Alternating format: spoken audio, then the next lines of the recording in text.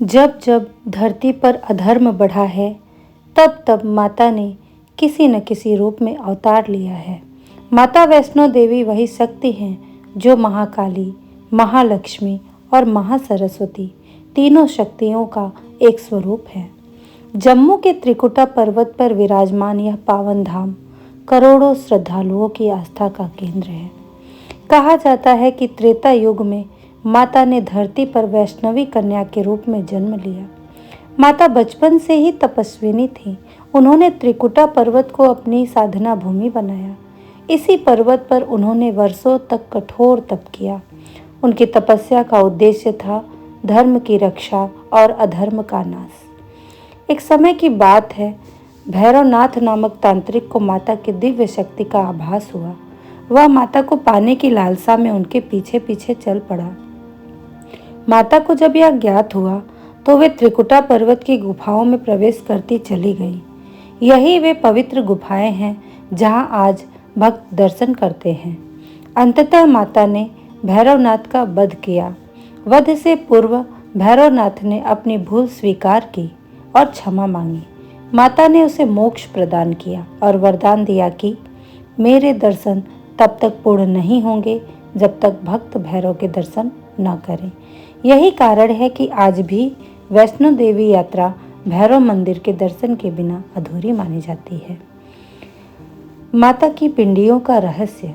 गुफा के भीतर माता की 3 पिंडियों के रूप में विराजमान है।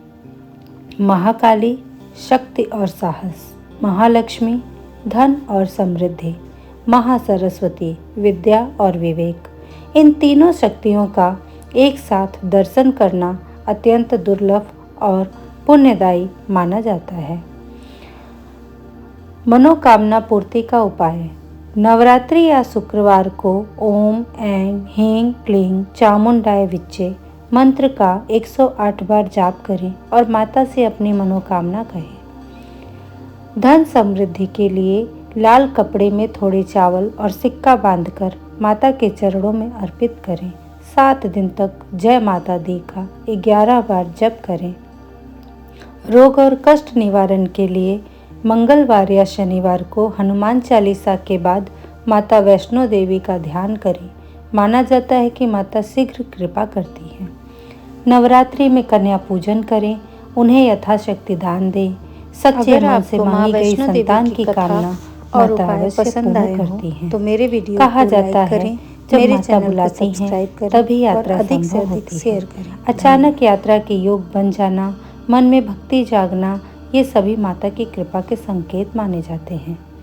माता वैष्णो देवी की सच्ची मन्नत की कहानी।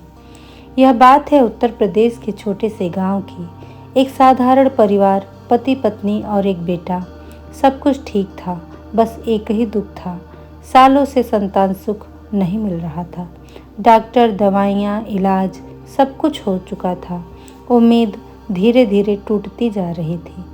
एक दिन महिला ने किसी से सुना, जिसे माता बुलाती हैं उसकी झोली कभी खाली नहीं जाती। उस रात उसने मन ही मन माता वैष्णो देवी से प्रार्थना की, माँ अगर मुझे संतान सुख दे दो तो मैं तुम्हारे दरबार नंगे पांव आकर शीश नवाऊंगी। कुछ ही महीनों में अचानक परिवार की आर्थिक स्थिति ठीक होने लगी। बिना किसी योजना के वैष्णो देवी यात्रा के योग बन गए। महिला को अजीब सी शांति महसूस हो रही थी, मानो माँ खुद बुला रही हूँ। यात्रा आसान नहीं थी, भीड़, थकान, ठंड, लेकिन महिला हर कदम पर बस यही बोलती रही, जय माता दी, जय माता दी। गुफा के भीतर दर्शन के समय उसकी आंखों से आंसू रुक नहीं रहे थे। उसने बस इतना कहा, माँ अब सब कुछ तुम्हारे हाथ में है। यात्रा से लौटने के कुछ महीनों बाद महिला गर्भवती हुई। डॉक्टर भी हैरान थे। जिन्होंने पहले उम्मीद छोड़ दी थी, वही डॉक्टर आज इसे चमत्कार कह रहे थे। समय आने पर उसे एक स्वस्थ पुत्र की प्राप्ति हुई। मन्नत पूरी हुई। बच्चे के 1 साल तक होते ही वह परिवार दोबारा माता रानी के दरबार में पहुंचा। महिला ने वही मन्नत पूरी की, नंगे पांव यात्रा, भैरव बाबा के दर्शन और आंखों में कृतज्ञता के आंसू। माता वैष्णो देवी केवल मंदिर नहीं, विश्वास की शक्ति है।